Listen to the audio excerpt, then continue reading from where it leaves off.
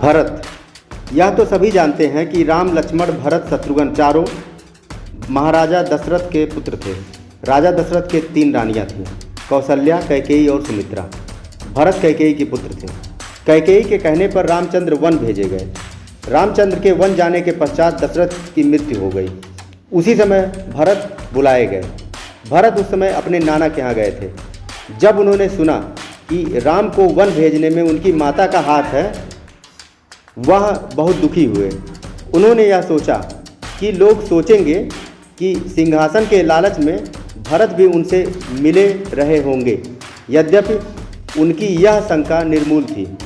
दशरथ के अंतिम संस्कार से संबंधित कार्य होने के बाद लोगों ने उनसे अनुरोध किया कि राजा दशरथ प्राण त्यागते समय यही आज्ञा थी कि आप अयोध्या के राजा बने, इसलिए राजकाज संभालिए और प्रजा का इस प्रकार पालन कीजिए कि वे सुखी हों।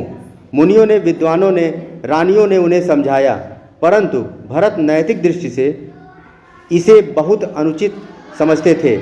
सिंहासन का अधिकार सबसे बड़े पुत्र का होता है। राम सबसे बड़े थे, उन्हें वन में भेजकर उनका सिंहासन हड़प लें, यह कैसे हो सकता है।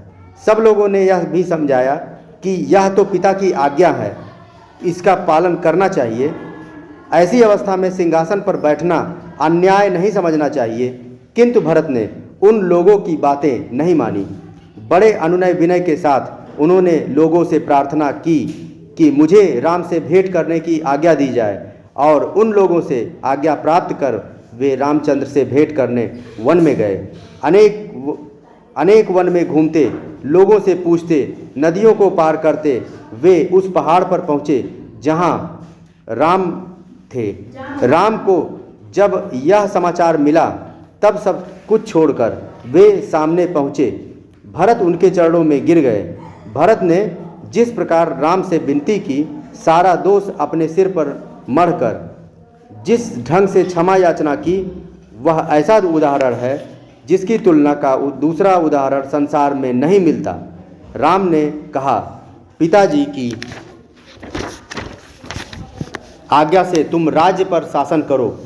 भरत ने राज्य को स्वीकार नहीं किया और कहा, आपका राज्य है, नियम से, विधान से आपको मिलना चाहिए, मेरा कोई अधिकार नहीं।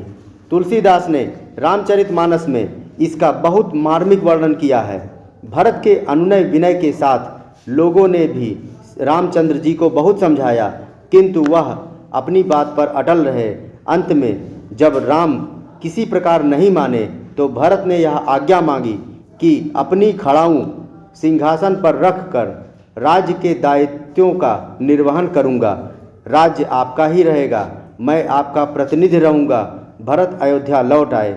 वहाँ उन्होंने सिंहासन पर राम की खड़ाऊँ रखी और अपना रहन सहन तपस्वी के इस समान रखकर 14 वर्षों तक राजकाज को संभाला। इतने दिनों तक उन्होंने बड़े विवेक, न्याय और धर्म से राज्य किया। इस तरह से भरत बहुत ही अच्छे चरित्र वाले थे और उन्होंने भाई के प्रेम का एक ऐसा उदाहरण प्रस्तुत किया जो कि पूरे विश्व में प्रसिद्ध है। धन्यवाद।